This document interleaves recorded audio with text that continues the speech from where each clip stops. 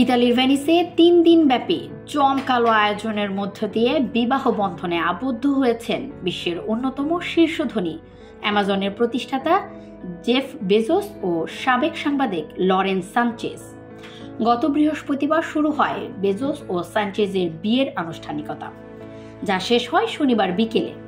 বিয়ের অনুষ্ঠানে অতিথি ছিলেন Bill Gates, Leonardo DiCaprio, Kim Kardashian, Elton John, Lady Gaga, Ivanka Trump সহ 200 জন তারকা ও প্রভাবশালী ব্যক্তি।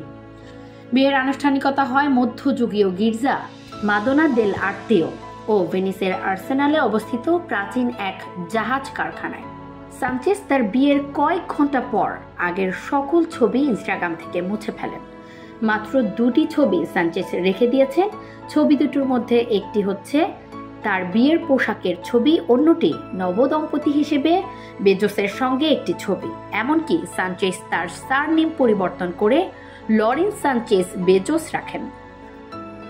প্রকাশিত তথ্য অনুযায়ী এই রাজকীয় আয়োজনে ব্যয় হয়েছে প্রায় $5.5 কোটি, আর এর প্রভাবে ভেনিস শহরে আয় হতে পারে $110 কোটি পর্যন্ত। ইসরাত জাহান মনিকা, ডেস্ক রিপোর্ট, দেশের কণ্ঠ।